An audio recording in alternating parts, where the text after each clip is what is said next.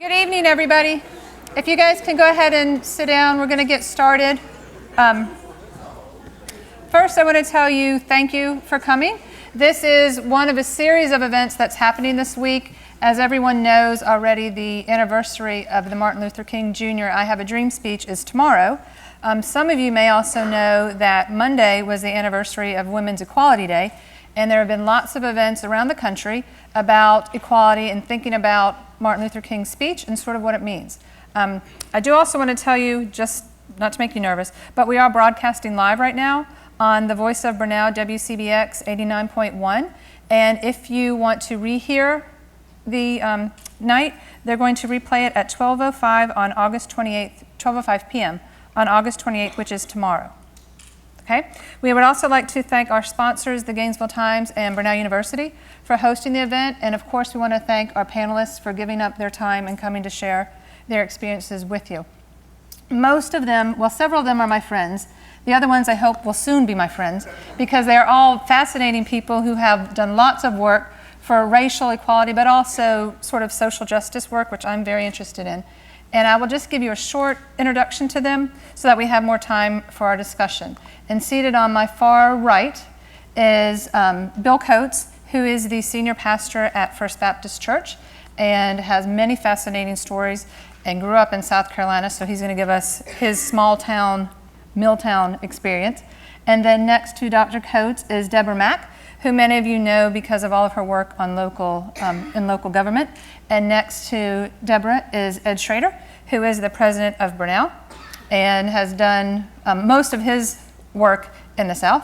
And then next to Dr. Schrader is Luis Santos Rivas, whom I just met tonight, but is a wonderful man. And he is one of the ones who's going to soon become my friend.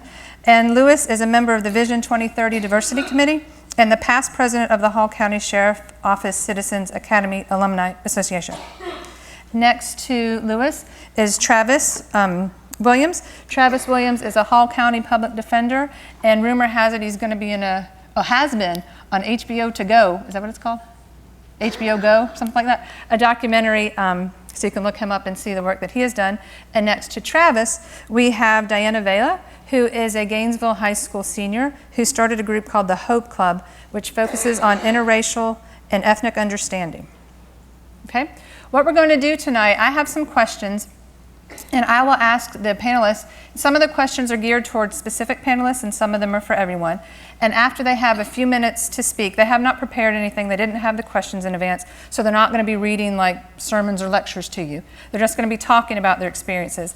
And after they get to answer the question, we'll open it up to the audience and have a few of you share your memories or recollections. And then we won't call on everybody who wants to say something for every question, because then we'll move to another question and we'll ask a few more people, and then we'll move back and forth for that. The Gainesville Times does have on its website a whole format about lectures, articles, and a video about the civil rights movement. So we're going to watch a quick 2-minute video on Martin Luther King's speech. Up there. It's real good.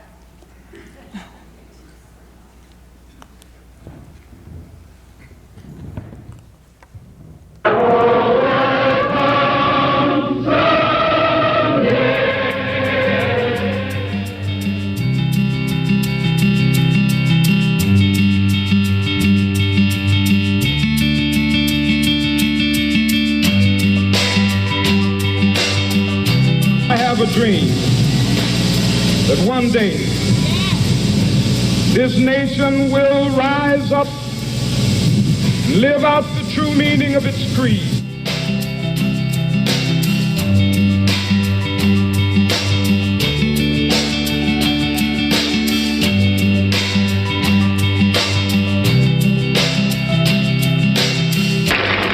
I have a dream that one day down in Alabama, with its vicious racists, with its governor having his lips dripping with the words of interposition and nullification.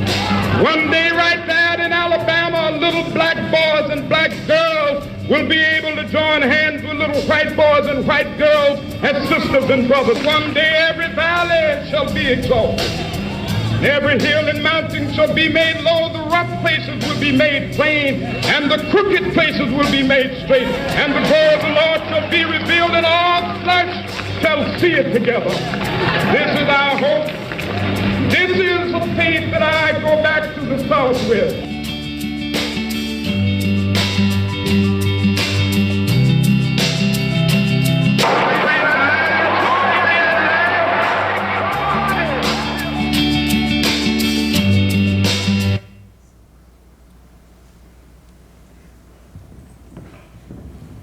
Okay, so the Dr. King speech is one that I'm still lucky enough to say I was not old enough to actually witness. That's not happening very much anymore. Too much stuff. I'm like, oh yeah, I was alive for that. This one I wasn't. But every time that I see the speech, or I hear songs like We Shall Overcome, or I watch the footage of innocent protesters being shot with water cannons, or the police holding German Shepherd dogs and ordering the dogs to attack protesters, every time I see that, it still moves me. I wasn't there, but I get chill bumps like thinking about it in the time and the context and how important that was, how it changed so much in our world. So the first question was going to be for our more sophisticated, more experienced panelists who happen to remember the speech, to think about where they were, if they heard the speech, or where they were when they first started talking about the speech. And not only how you received it, but also how those people in your immediate community received it. So, Bill, we shall start with you. In other words, I look old enough to answer that question. I understand. Yes, sir. I'm definitely old enough. I was 8 years old, and I remember it like it was yesterday. I told my congregation Sunday morning, I remember sitting on the couch on that hot August evening in our little house that had no air conditioning, and the news was on, as it was every night in our house. And my granddaddy, who came over frequently, he just lived down the road from us, was seated there, and I was seated by him. And I heard Dr. King making this speech. The news was showing the clips from that evening. I'd never heard anything like that in my life. In fact, I still have never heard anything like that in my life. Be honest, I wish I could preach like that, I'll tell you that. What I do remember, though, I remember two things very clearly. I remember thinking, on the one hand, how disturbing it was for me, although I didn't know why at the time, from the comments I was hearing from some people in my own family who were in the room watching it with us, and the things they were saying about Dr. King were not at all complimentary. I remember one of them said, you know, he's a card-carrying communist, which gave rise in my mind to the thought, you mean communists actually carry cards in their wallets? Why would they do that? I mean, I was 8 years old, so taking things quite literally. But I remember that. But then on the other hand, in my own heart, I was feeling something very different. I was thinking, it was like I'd heard the voice of God for me. It was the most incredible dichotomy that was going on in my heart and mind that night. It would be years before I worked it all out and realized that I really was hearing the voice of God that night. But yes, I remember it very vividly, and the impression has never left me. I'm so glad that I lived through it. You know, those of us who were alive when Kennedy was assassinated, we remember where we were, we remember what we were doing when we heard the news, and Martin Luther King's speech was the same for me. I'll never forget that night. I don't remember exactly where I was, because back then I was a very trifling teenager, doing everything my parents did not want me to do. But at that time, I was planning to go to college. I had no choice. My mother said, you get out of my house, you go somewhere else. I was making plans to go to college. But I do remember the impact of the speech. I didn't hear it right then, but I remember the impact. And I know that at that time, people were watching it on a black and white only TV. Living in a southern state, a segregated southern state, I know what it's like. I've felt that all of my life, regardless of the progress that has been made.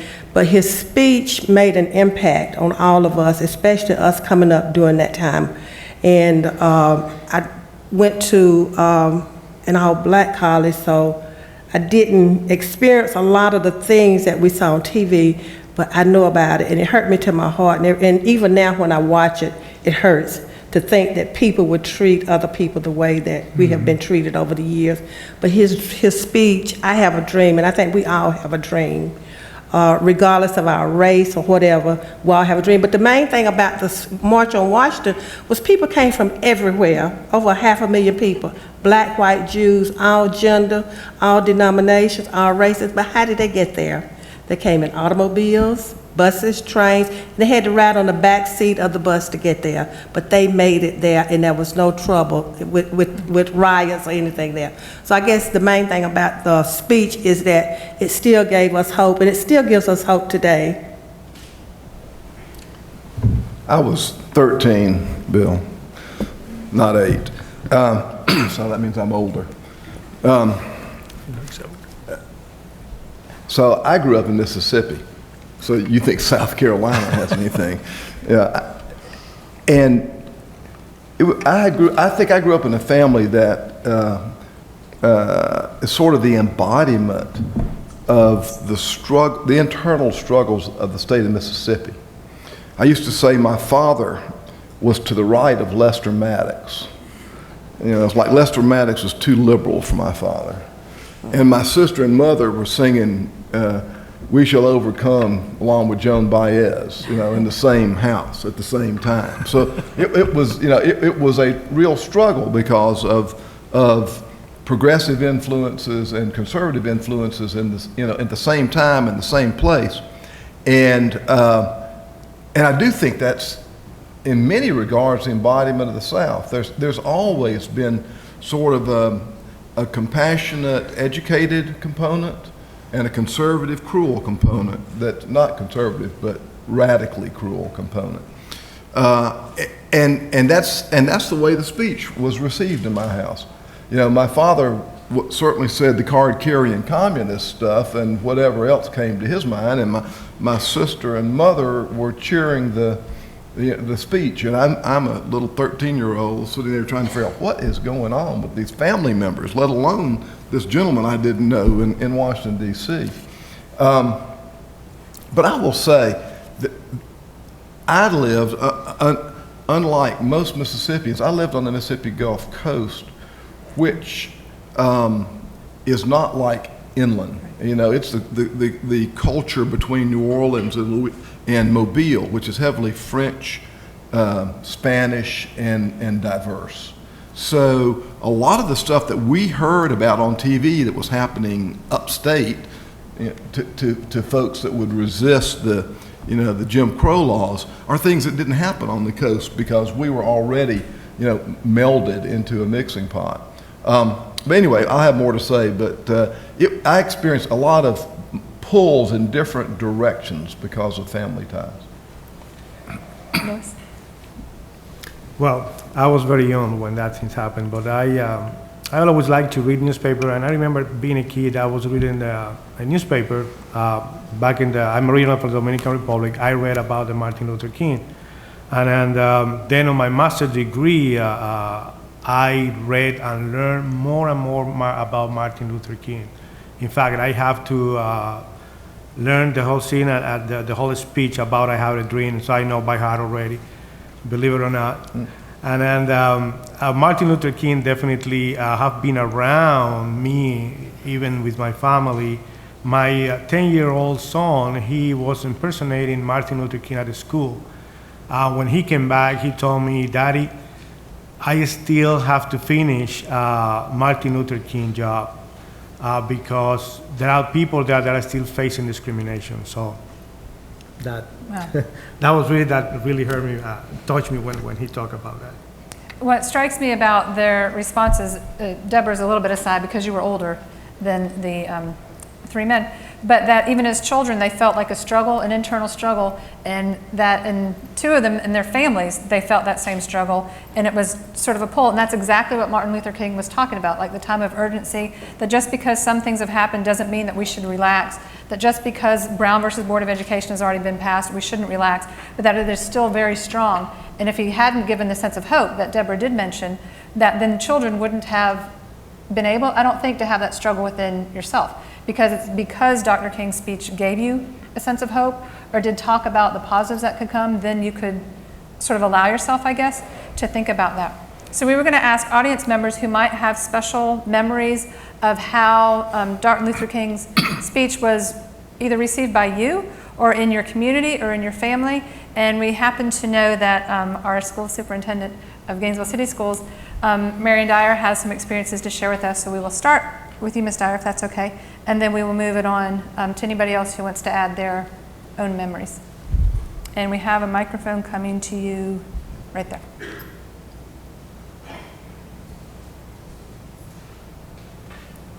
Thank you. I shared this story, didn't realize I would be sharing it here, but You have to be careful, whatever you say, everybody hears. I was almost 12 and had only moved to Gainesville for about a year, and I lived with my grandparents in Atlanta, and Atlanta was a smaller place then, and during probably the late 1950s, all through the 60s, Mayor Hartsfield had a mission that Atlanta would not experience some of the problems that they had throughout the South, and he had a group of men that would meet regularly.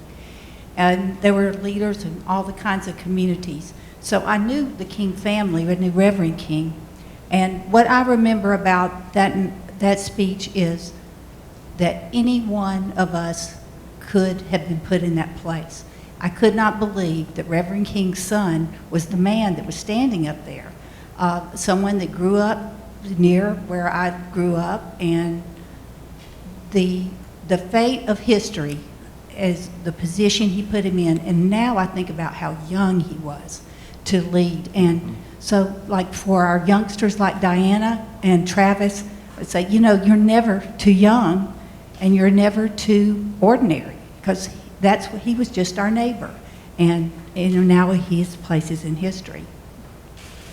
Would anybody else like to share a memory of the time of the King's speech? Can I just add one more comment? Yes, ma'am. My parents were not educators, but from that speech, they encouraged us, their children, that we had to progress, we had to get more education, we had to learn more and do better, because we would not make it if we didn't. And you know, another thing I'll say too, it struck me when Ed was talking a moment ago that his mother had a more progressive approach and his father did not. I think women generally had a more progressive approach or perspective on things in those days. And probably, I know my mother did. You know, I asked my mother, who didn't say much, you know, when things would be said in my family about Dr. King. She just stayed quiet. But I asked her privately one day, I said, Mama, what do you think about Dr. King? What do you think about what he said? And she said, I think that all people deserve the same opportunity. And I would have never heard that from the males in my family growing up. But women, I think because they too were looking for opportunity. And I just think that parallel is there. And that's interesting still today. I don't know if you know the statistics on it or not, but women are generally more conservative on social issues. The men are. Women are more likely to vote Democrat because of social issues. The men, and a lot of political scientists think that's because of economics, and that in your households that your fathers would have been the breadwinners. That's right. And that they would have had a different stake in things changing than your mothers would have had. That's right. Because your mother's stake was in the children and health and, you know, a whole different issue than the men were. Nobody else has a... One other point. Yes, That's sir. from a traditional view of Yes, sir. economics, because the other side of that is if you look at developing countries that have female empowerment and the growth of their national product and their productivity is exponentially greater than the Right. linear growth of a monogender society. So it's only the view of economics from the protected group that controls the economics. Correct, which was in the 1950s white men. So in the 1960s, the white men. So if nobody wanted to share an experience, I had a question for Travis and Diana, and that is in Dr. King's speech, it wasn't in this excerpt, but he talked about the urgency of now. And I mentioned before that he said we needed to act now, that now's the time to act. We can't rest at all. And for younger people, and we just got called youngsters by somebody. Well, I'm going to put myself with Travis in this one. But for younger people, is there the same sense of urgency? Or do we experience it, and it would be interesting to me to see people who lived through the civil rights era, do they have a different sense of urgency than people who did not and are thinking about civil rights sort of differently? So for Travis and Diana, your question is, as young people, youngsters, do you feel a sense of urgency that Dr. King mentioned, or do you think that urgency is sort of past? Well, I think the way that I view things is the next wave is really, and this is a battle that Dr. King wanted to fight, but unfortunately was taken from us before he could step to the forefront of it, and that's the socioeconomic battle. That's the real issue. That's the real problem that we face as a society and as a community. That those people who don't have the resources, those people who don't have the opportunities, may never get those opportunities the way society is structured or has been structured, depending on where you're at. And so I think that urgency is prevalent, and I think it's now. I know when I was growing up, I looked around my neighborhood and said, I want to get out of here.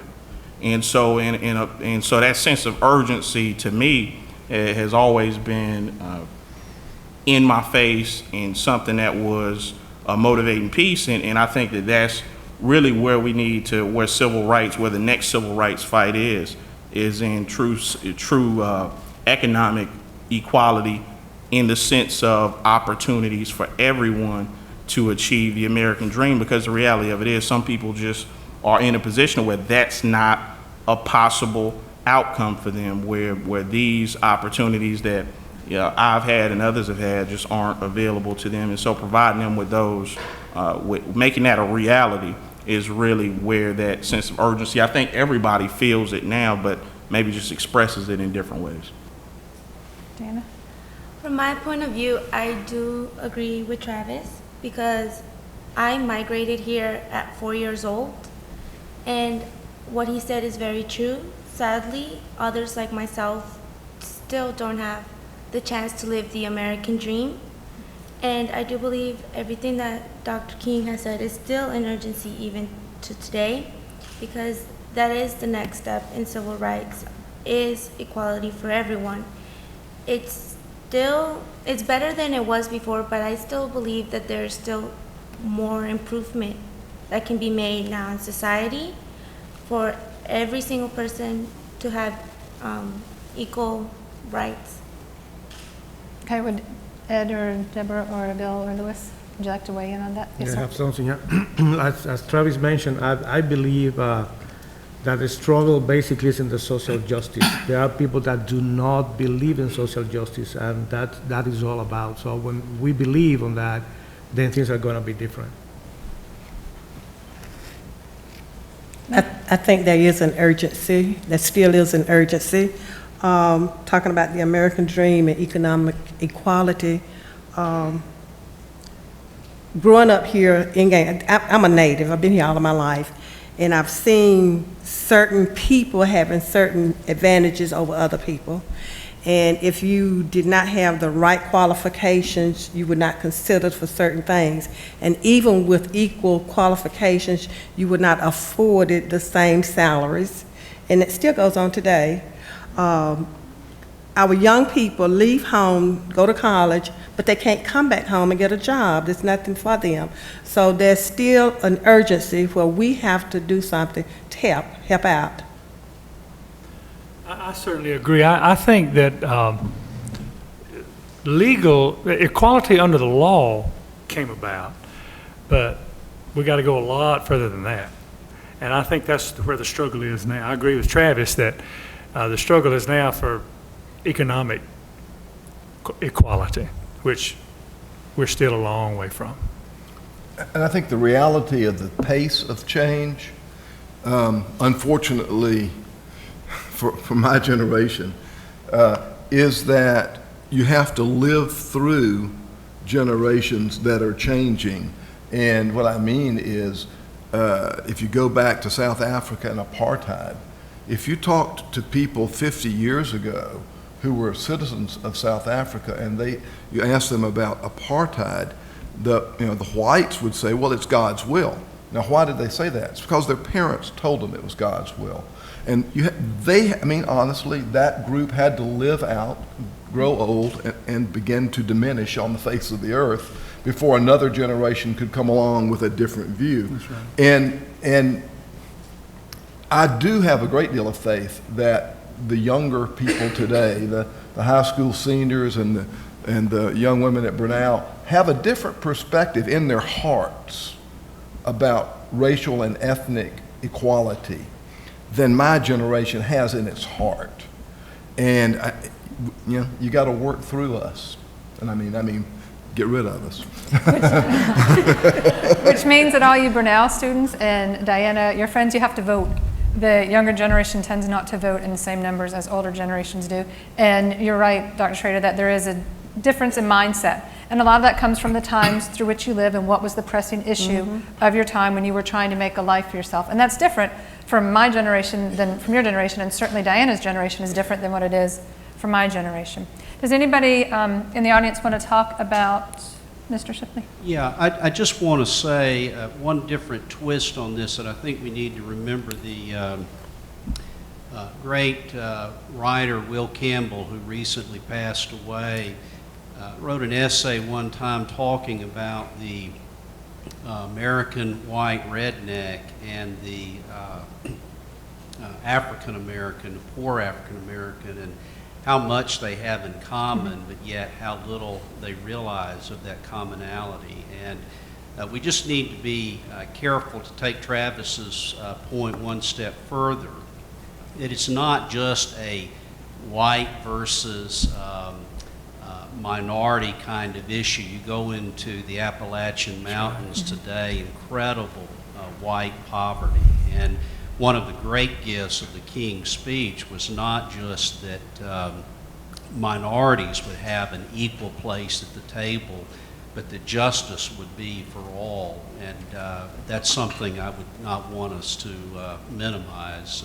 As important as racial equality is, the reality is economic equality must recognize those poor people, poor whites as well.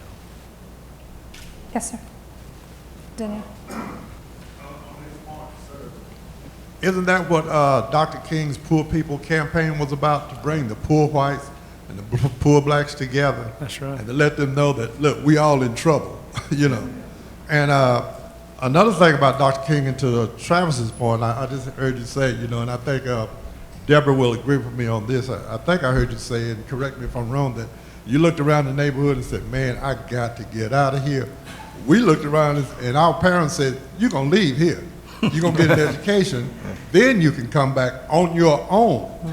You know, I understand how things are today. Things are really, really tough. It's hard out there. But being in the field that I was in, one of the television, I was a television producer by trade. One of the things I found out is that regardless of where you are, who you are, it's hard for an African American. But regardless of who you are, if you don't have anything to bring to the table, nobody want to be bothered with you. You know, I don't think I can go up in Dr. Schrader's office and say, look, I don't have any education or whatever the case may be, but I want to be the vice president of Brenau. I don't think that'll work. So, in other words, if you don't, the way I see it and my experiences, if you don't prepare yourself with education, knowledge, or whatever the case may be, you are just not going to make it. And that's what's going on with a lot of people today. Not only young people, but adults and the like. You know, nobody is going to give you anything. And that's one of the things that Dr. King preached and preached and preached. You know, he preached education and the socioeconomics. I mean, it was all of that, you know. And if you read into not only the I Have a Dream speech, Dr. King made some incredible speeches in his time. Some of them people didn't want to hear. Some of them they did want to hear. And people have a tendency of dealing with what they want to hear and not dealing with what they don't want to hear. Could I pick up on the education thing? It's kind of my job. Danielle. But you're just absolutely dead on. If you look at statistics today, and this is in National Bureau of Labor Statistics, if you look at people who did not finish high school, the African American unemployment rate is above 20%, and the white unemployment rate's around 12%. It's almost double. If you look at people who completed high school but have no college, There's a little bit of shaving of that difference. The African American unemployment rate's about 16%, and the white unemployment rate's about 11%. But once you get to a bachelor's degree, the African American employment rate is 8%, and the white unemployment rate is around 7%. And with a master's degree, the African American unemployment rate is 6%, and the white unemployment rate is 5%. So it's not equal, but education statistically today improves equity and parity. There's a little gap, and there's a bigger gap actually in earnings than it is unemployment. There's just like in the gender gap where women are not paid equally for similar jobs, blacks are not paid equally with whites for similar jobs. That gap exists, but the ratio of unemployment is dramatically decreased with education. So, go ahead. I actually wanted to comment with Mrs. Can you all hear me? With No. Mrs. Mack comment Yeah. as far as when she was growing up, even though her parents didn't have the same opportunities, that they definitely encouraged their kids to pursue education so they could elevate themselves. And I think if Dr. Martin Luther King was here today, I think in some ways he would be disappointed because I feel like that the generations today have really squandered a lot of the gains that were made during the Civil Rights Movement because the opportunities that are available to people are not taking advantage of it. As the gentleman said earlier, you know, I work at the University of North Georgia, and it seems one of the challenges we have is just people understanding. We have conversations about ROI, like do you even see the benefit of education? And, you know, as the president just spoke to, obviously education is going to close those gaps, it's going to give you opportunities, and it just seemed like I don't even see a lot of parents necessarily encouraging their kids to pursue those opportunities, and I think that that's one of the noticeable differences in that generation and the current generation is that the opportunities that are available, I feel like a lot of our challenges more internal. We definitely have external challenges, but I think if we could just use the opportunities that are available, we would be able to elevate ourselves, and then maybe we would be able to really identify what barriers really are happening. Because based on his stats, if you get an education, you really do close that divide, and I think a lot of times we're not, like I said, taking advantage of the opportunities that are available.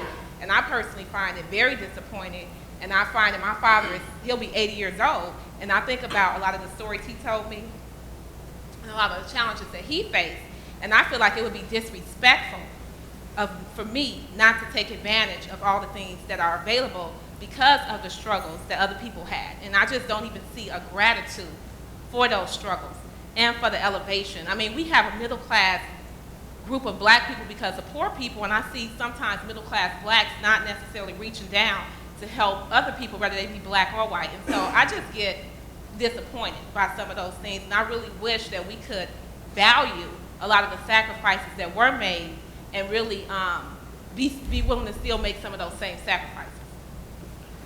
I think she just raised a good point about external and internal barriers, and it's interesting to me to see that the federal government now seems to be expanding what they see as those external barriers and talking about education and the length of an education and the cost of an education and the cost of student loans. And I don't know, Diana, for you and your friends, how daunting that is, but do you want to talk about that? You raised a very good point over there. Sadly, I see that even at my own school, education is not taken serious, and that's really depressing because all my life, all I've grown up hearing is my mom telling me I will get nowhere in life if I don't take my education seriously. So, speaking of the money part, I'm actually applying to colleges. Sadly, I have to pay triple the tuition, but that is something that now is hard because you just see how much money it is, and that's what is mostly scaring this generation to applying to college. That's the number one thing that I've heard all students that don't plan on attending college, that's the number one thing I always hear, that they don't plan on attending because they don't know where to get the money from. They don't know, their parents work up to 2 jobs, 3 jobs, but all that money goes to other stuff. So that is something that this generation is frightened by, is the paying is the stories of paying back loans. It's basically, I think now more students have to be educated about how to get into college. I mean, how to get scholarships, how to get every opportunity you can to take the advantage to go to college. And a lot of what Diana is speaking about, President Obama did bring up in an address this week, and Lewis, I think, was the first to mention the term social justice, and then Travis spoke about that, and then you, sir, spoke about that as well, and then you, Robert, did also. And in the I Have a Dream speech, Dr. King talks about voting, and he talks about segregation and how everybody should be citizens, but he also talks about the social justice things like education, or that people should have broader chances, economic opportunities, and we're beginning to look at that. So a question for the panel and then for you would be, what are some practical things that we can do as a Gainesville community, or perhaps that you as an individual can do in order to work towards social justice or provide the opportunities that Diana is speaking about? So Travis, you didn't get to talk for a while, so let's start with you. Well, I was actually going to address some of the stuff that was being said before. Although I think people do need to be motivated to go get an education, I think we also have to, be honest. I grew up in a house where, I was raised by side family members, no father, no mother. It wasn't a situation where people were in my ear telling me to go get an education, go to school. It wasn't, I don't think, intentional on their part. We're talking about folks with very limited education. Their main goal and focus every day was to keep clothes on my back and somewhere for us to stay.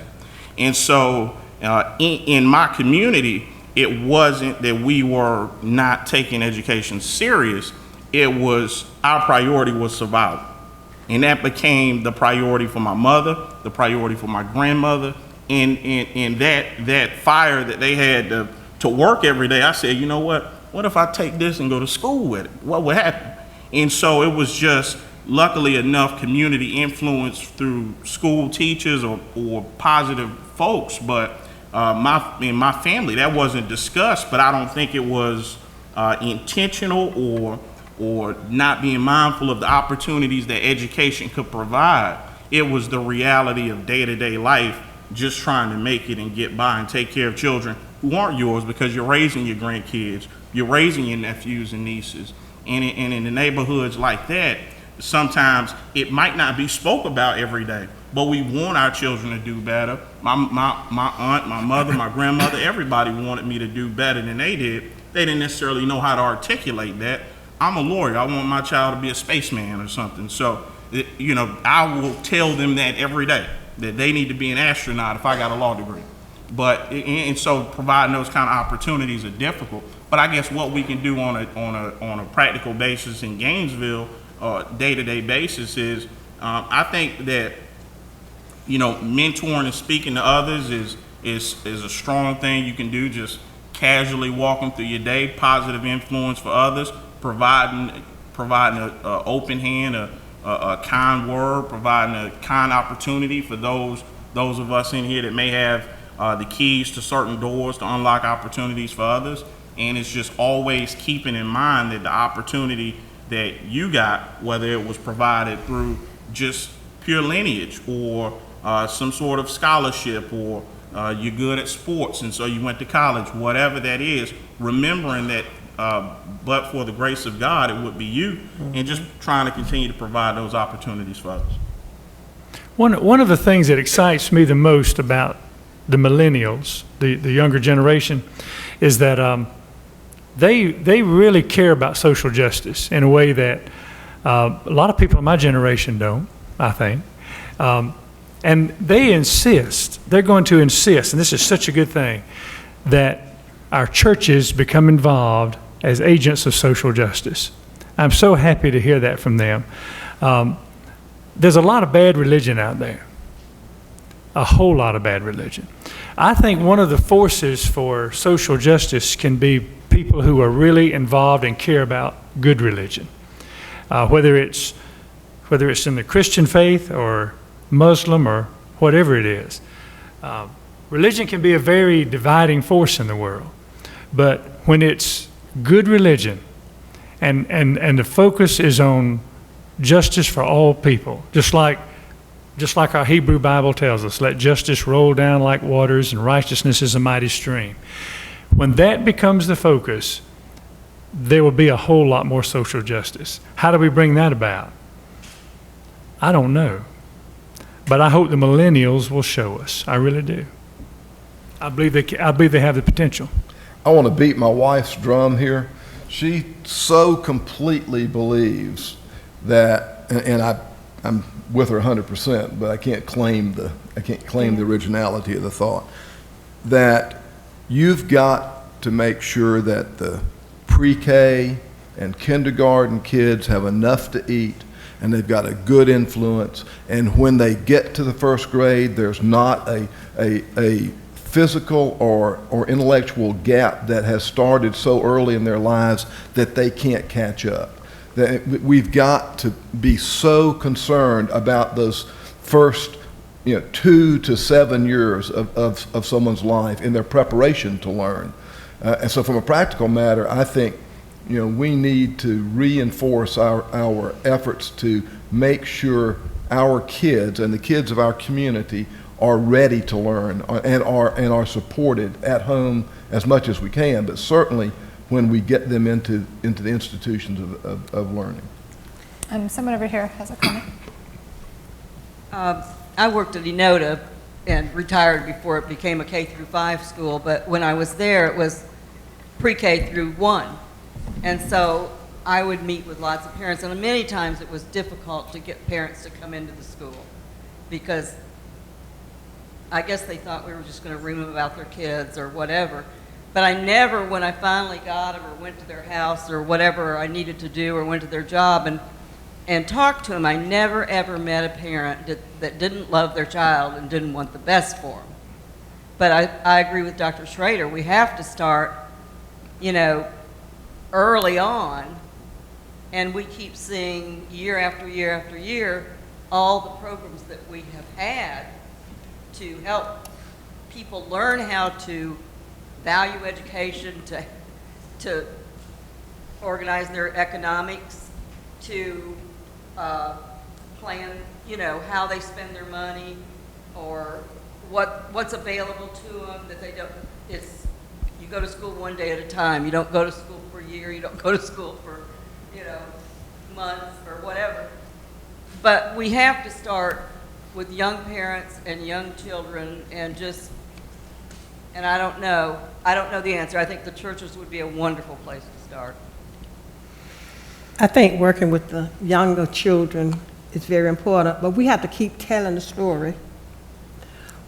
We need to let our young people, and I say this all the time to my nieces and nephews, I said, things have not always been as easy as they seem like they are today, but you got to work, and that's one thing my parents instilled in us was good work ethics. My sister says she go to work now when she's sick, because she can remember mama saying, get up and go to work, you're not too sick to work.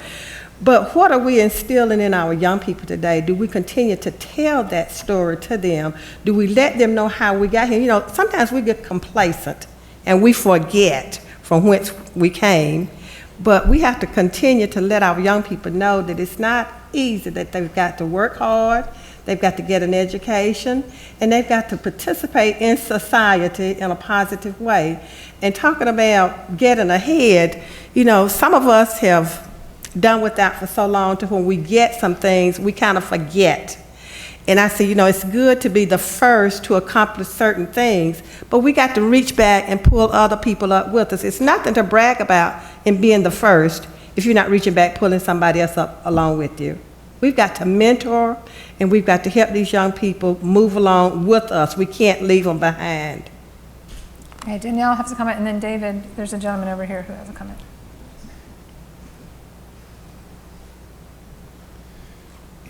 Education is the key, and I'm an older gentleman like you are. I can remember the time of Martin Luther King. What I remember about it is fear. Fear from the whites, what was going to happen with the blacks. When you see Bull Connor, we were looking at the riots and worried about what the riots were going to be in our area. When black people that I knew were looking at that, they were looking at what Bill Connell was going to go. So in my community, it was fear from both sides, and not from the people who were local, from people who would be outside. So that was the fear. How did we overcome it? Through the churches. Black churches, white churches worked together and overcome that. So that's what I remember about that time. Education is the key, and I hear it all the time, and I've heard it for 30 years. But I give you the problem is us. Till I see in the Gainesville paper the same articles about education that I see about sports. That we can build a new stadium, but we can't feed the pre-start folks. Till we get our priorities right, stop building stadiums, and start talking about building young folks. Stop talking about football, which is going to benefit 3% or less, and start talking about the young folks getting an education and putting their money there. We're going to make very slow progress like we've done in the last 30 years. Think about your priorities and what you're putting your money to. Put it in education, it'll pay off. Football builds young gentlemen, builds young ladies. Doesn't give the same payback that education does. Sir. I like to ditto what he was saying, but we have all got our priorities mixed up. One thing about it, the kids are watching us. We are separated. We got whites on one side of town, we got North Hall and North Hall, we got East Hall and East Hall, and we never sit down at one table and reason together. We don't come to one community and support that community when it has problems. We all leave it alone. Leave that community alone. It'll work its own self out. It's not going to work itself out. It's going to get worse. And then that's the problem that I see. And I was raised here in Gainesville. When I came back out of the military, ain't nothing changed from the community that I raised up in 50 years. Because the white community, the North Hall community or the East Hall community, they don't want to participate. They don't want to be part of it. So that's what I see, that we're going to have to unify one day to come together, because these kids are watching us. You got a whole generation X out there, a whole generation of kids that just dropped out. They said, at 15-year-old, I'm getting out of school, because the law said I could do it, I'm leaving. And they did. And now they got kids coming up, but they can't even read to their kids. So now they having problems, and they need help.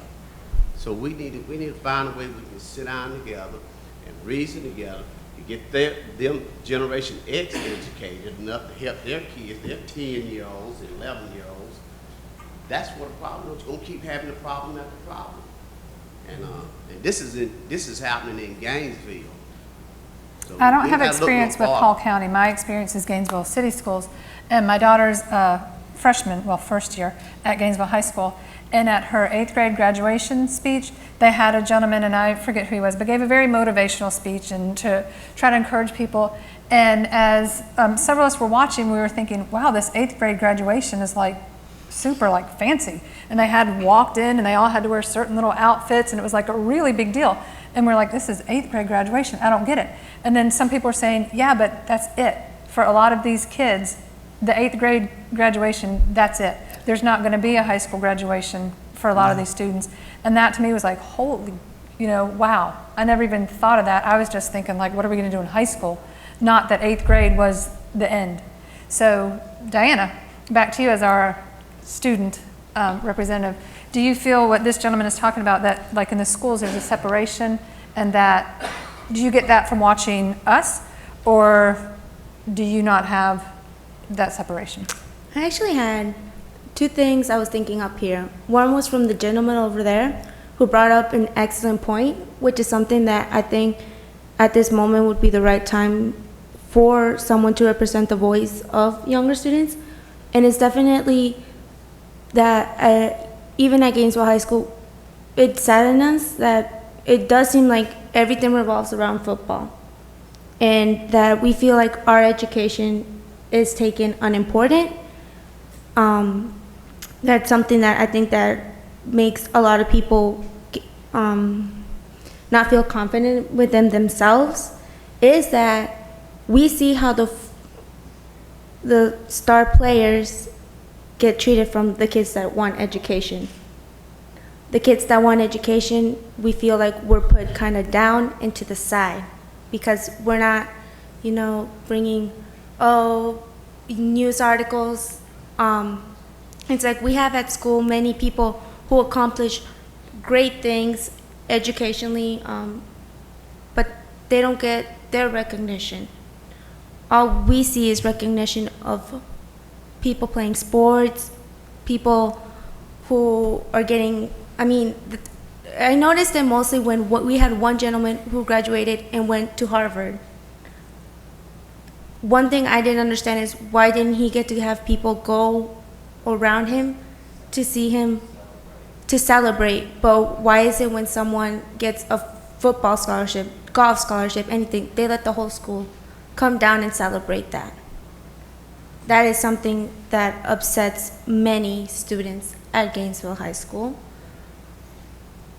And one thing I believe too is also the younger generation has to learn how to be leaders themselves, and the younger people that are leaders already have to take up a stand and make even a great quote I've heard was sometimes you have to stand up alone at the top to get others to notice. So I believe if many younger students get educated, get taught leadership skills, like I got taught leadership skills from many of my teachers, that they will learn. Through all the leadership that I've learned in Gainesville High School, I was able to create and bring hope to school, which is an organization that helps other students with leadership skills. I've had two former graduates from a leadership academy that we have grew up so much with it that they even became officers for Hope. So that is something that many young students have to start learning and get taught at an early age, is education, leadership, and then not to keep quiet, but to let that leadership glow and them to come out and say, hey, look what I'm doing, follow me. So that's something that I believe in. I believe that the woman from North Georgia, is that where you're from? And that us from Brenau, there's going to be a fight in the lobby afterwards to get a hold of you, to talk to you about how we can get you to our school and what we can do to keep you and to help you further your career. Yes? I just want, it's an excellent panel and quite diverse, and I had a lot of good thoughts and thinking on the topic. But I want to ask the Reverend Coates, I was struck by the fact that he said that Dr. King's speech, when you heard it, it was the voice of God. Do you care to expound on that? And coming from a reverend, I'm curious as to what you meant. I'm sorry, I didn't understand the question. You're making reference to Dr. King's speech, you said? Yes, and you said that it was the voice of God. Oh. The voice of God. Yes. I was struck coming from a reverend that you would say that, but I just want to know what you meant. Oh, I meant that I felt that I was hearing something spoken that was so full of truth, so full of what was right. And I mean, I'm 8 years old at that point. I don't know all the things that are going on in the world. But I did know that just down the road from us was a black family who lived in abject poverty. I mean, we weren't rich people, but we had everything we needed. They didn't. And I never knew why exactly. I mean, at age 8, you don't figure those things out.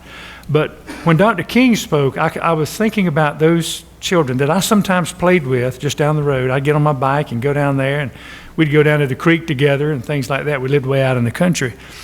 And so when I heard Dr. King's speech, I thought, here's somebody who is talking about what is real, what is true, what is right. I mean, I had just an innate sense of that somehow. That's what I meant by the voice of God. I was also struck by the fact later on as I was growing up a little more, how Dr. King's message was one of nonviolence. That was the message to his people, black people, nonviolence.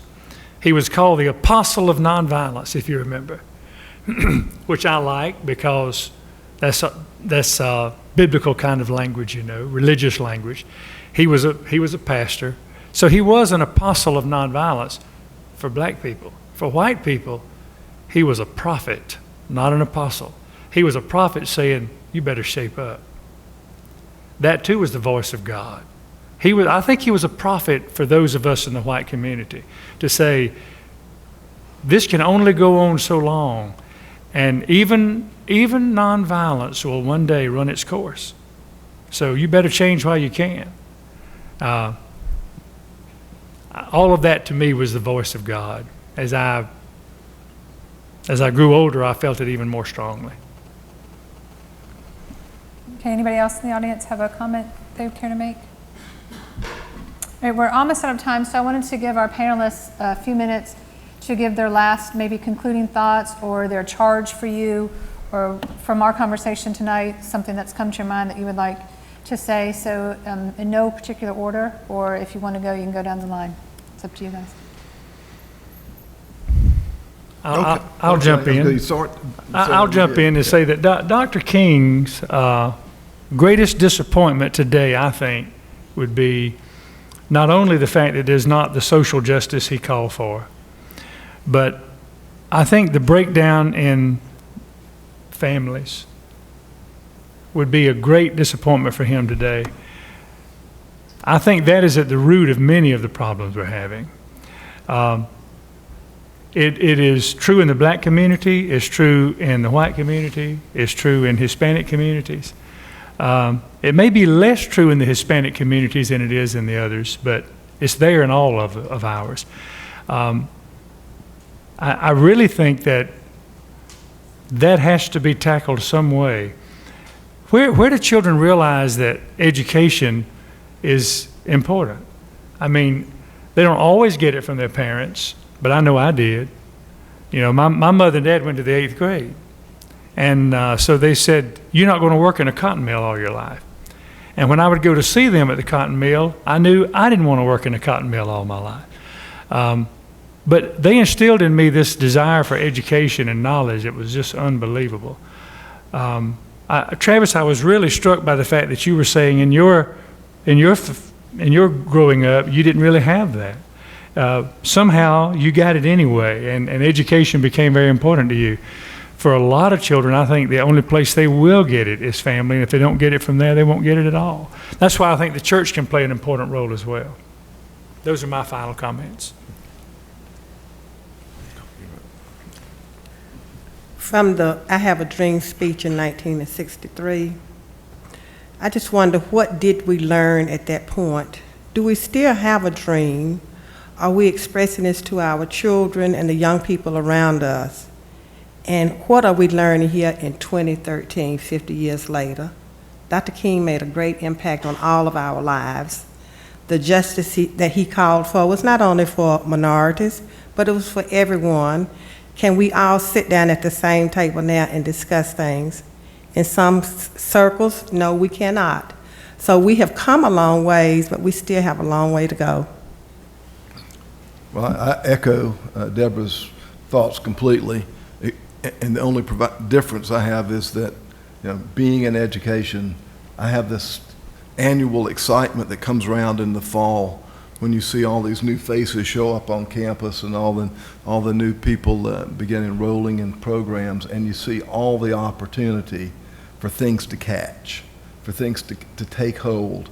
And no matter how old or set in our ways we get, if we're continuing to learn, then we're continuing to give hope a chance.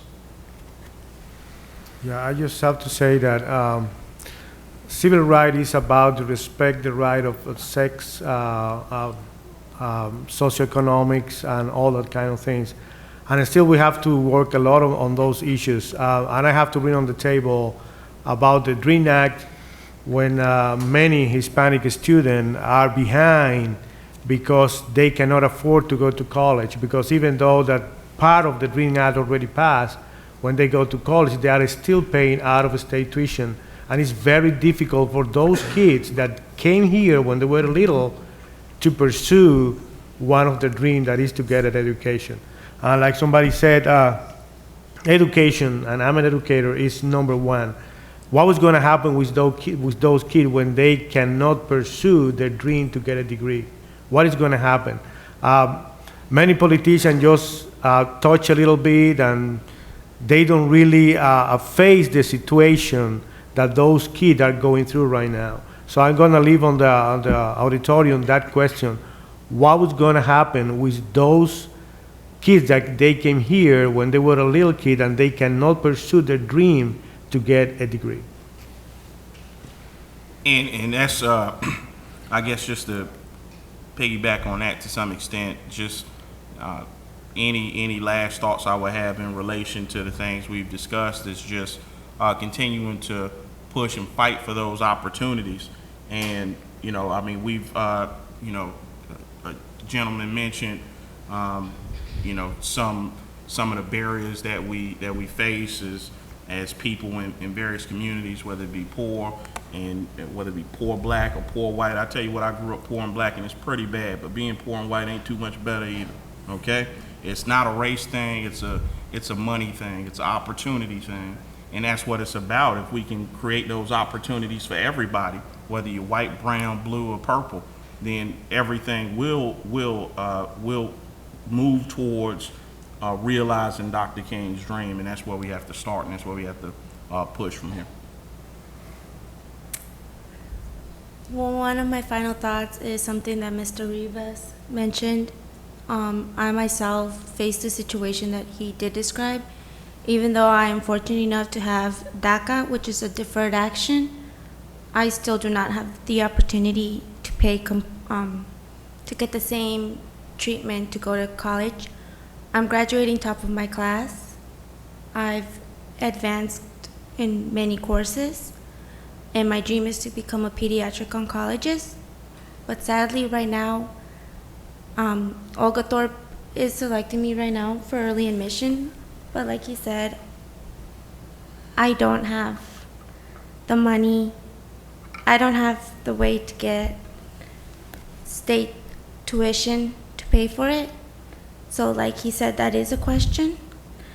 And my final thought is a comment that the creator of hope has preached to us. Teach younger generations leadership skills. Teach younger generations education. Because a quote that he has told us, which is from the founder of Coca-Cola, who is the CEO of Coca-Cola, and I'll leave with the quote: "Opportunity, ours to seize, ours to fight for, or not, ours to lose."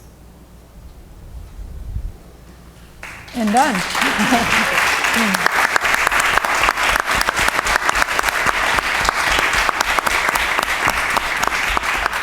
Okay, thank you, Bill and Deborah and Ed and Louis and Travis and Diana, and thank all of you for coming tonight to share some of the thoughts. Thank you again to Brenau University and to the Times for sponsoring this event. And just a reminder, if you want to hear it again or you want to tape it so that you can use it in your classes, self-review, or educators, it will be replayed tomorrow at 12:05 on WCBX 89.1, The Voice of Brenau. Thank you.